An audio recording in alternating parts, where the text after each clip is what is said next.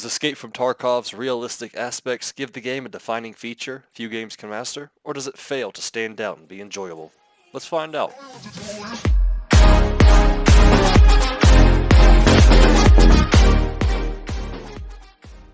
What's up everyone, my name is Elite412G, and today I'll be giving you an unbiased review of Battlestate's game, Escape from Tarkov. Throughout this video, I'll be talking about the things I do and don't like about Escape from Tarkov, and at the end, I'll give you Escape from Tarkov's score and my honest opinion on whether or not I think Escape from Tarkov is not only worth your money, but worth your time. Escape from Tarkov was released in alpha on December 28, 2016, and then into beta on July 27, 2017. So what is Escape from Tarkov? Well, Escape from Tarkov is a video game with extreme, hardcore, realistic features. What does that mean, you might ask? Well, it means there is no HUD. There is no health bar. If you break a leg, that leg is broken for the duration of the match you are in. There is no marker above your head. You cannot see where your teammates are unless they are in your field of view. You can kill your teammates. Your teammates can kill you. If you die, you lose every item on your character. You do not start with a map. Even if you buy a map, there is no marker on that map that tells you where you are, and you literally have to use landmarks to find where you are. There is no tutorial, and there's a game world full of people looking to kill you and take all your valuable items.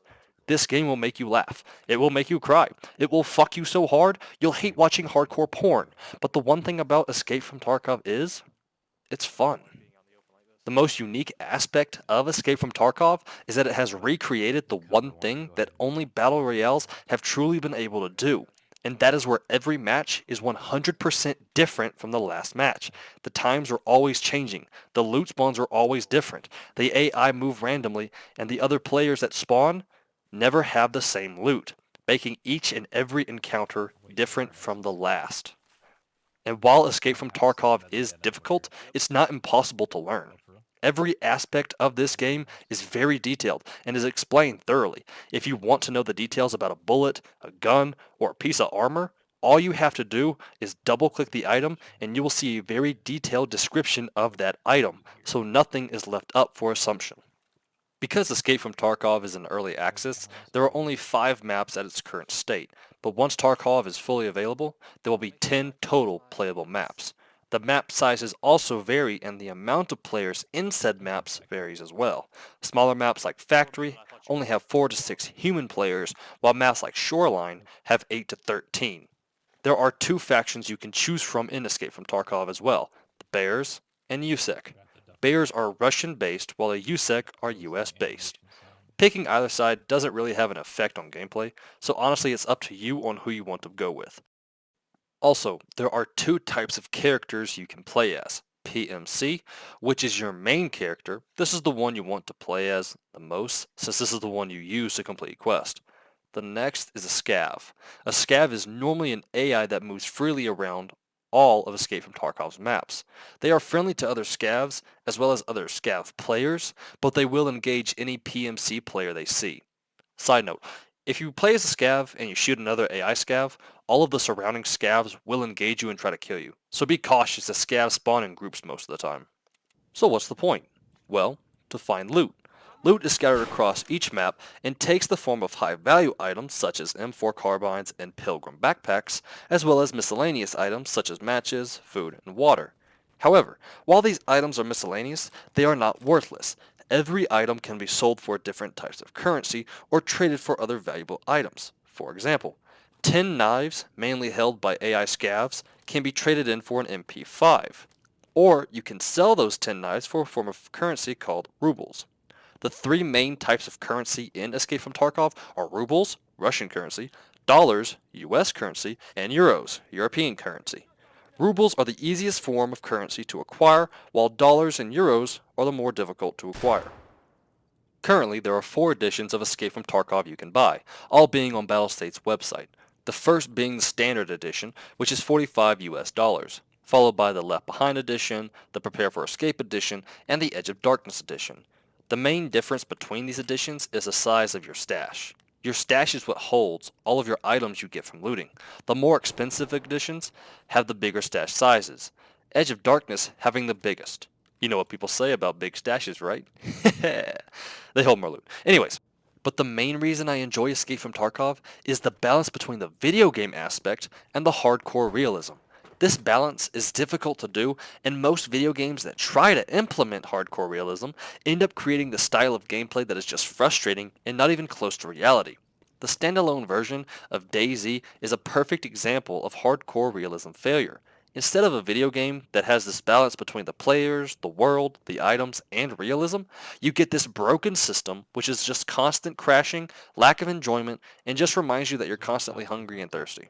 Escape balances this style perfectly, resulting in a game that has super realistic features without them being broken or conflicting with logic. Bullets are different, some do more damage to flesh targets, while others do more damage to armor targets. And this is the case in real life. There are bullets with a bald point tip, which is the standard round, and there are armor-piercing bullets that are more effective against armor targets or vehicles. And you as the player have the option to use whichever bullet type you prefer. There is no rule saying you have to play a certain way or use certain items. Everything you do is up to you, and you decide how you want to play Escape from Tarkov, truly immersing players in a multiplayer experience that is very unique compared to other games.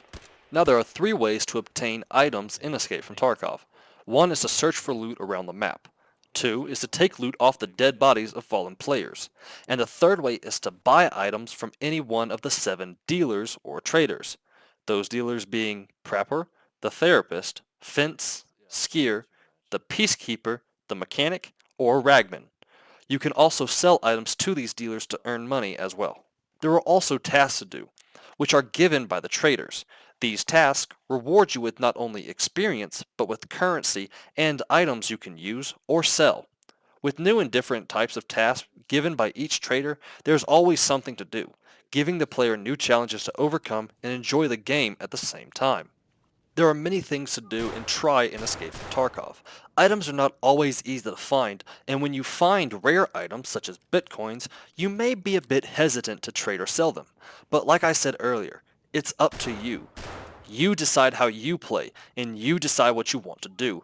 And with many tasks and findable items, there is always something to do in Escape from Tarkov. Now I need to move on to a bigger issue, one that I'm not well aware of. If you know the issue between a streamer and YouTube content creator by the name of Aroctic, then you may know what I'm referring to, but I personally have very little knowledge of what transpired between Battlestate Games and Aroctic. While I'm not 100% aware of why the two are mad at each other, and as of right now all I have are a bunch of Twitter and Facebook posts that tell 2 different stories, I'm not really sure as to what to make of this situation. But in all honesty, this incident has nothing to do with me, and this review is not on this drama, but on Escape from Tarkov. And just like I said in the beginning of the video, this is an unbiased review, and I'm here to talk about the positives and negatives of Escape from Tarkov. And it's time to talk about the negatives. So let's start with level separation. If you aren't familiar with what I'm talking about, let me explain. Level separation is when players are categorized and separated by the level of their characters. In Escape from Tarkov, this lack of separation puts level 3 players in the same match with level 30 players. Now, because Escape from Tarkov is a hardcore realistic game, I'm fine if players who are level 10 and higher are in the same match. However, players that are level 9 and below don't need to be thrown into a server with these high level players. This imbalance greatly increases the difficulty for new players. Most aren't ready for Tarkov's hardcore realistic gameplay, which is why the first 9 levels should separate the new players from the higher level players to allow new players to move around the maps easier and get used to Tarkov's mechanics. And it doesn't have to necessarily be the first 9 levels, just something to allow the new players to get accustomed to the game and really enjoy it. Another problem is the lack of continuous progression. In EFT, the traders start at level 1, and to upgrade them to higher levels, you must first reach a certain level, and then you must spend a certain amount of money at each trader. This system is fine, but how long it can take to level up these traders is slow and could be spread out more to allow for a steady increase in progression. For example, the Prepper requires you to be level 15 with 1 million rubles spent in order for him to reach level 2.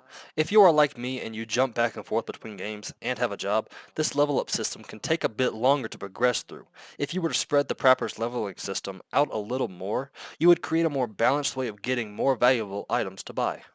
Instead of just getting 4 to 5 new purchasable guns after leveling him up only once, what you could do is once you reach level 5 and have spent 200,000 rubles, he levels up. Once you reach level 10 and have spent at least 500,000 or 1 million rubles, he levels up. Basically, just take all the levels and required money spent and spread it out more evenly to create this progression system in which rewards you not necessarily faster, but at a steady incline.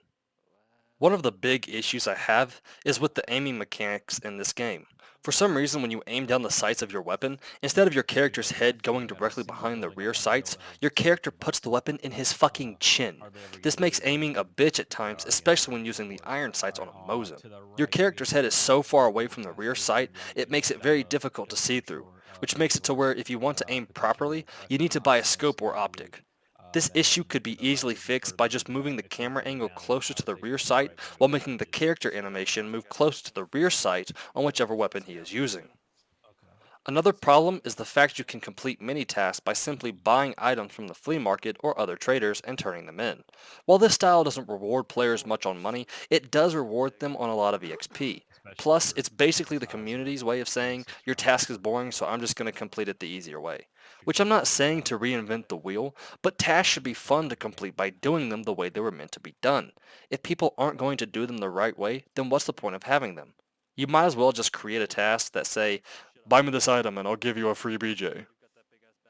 Now lag is something that happens randomly, and doesn't happen in the downtimes of the game, but the moment you get into combat, you better be ready for your shit to freeze for 2 seconds. My buddy I play EFT with experiences this freezing problem daily, most of the time resulting in him getting killed.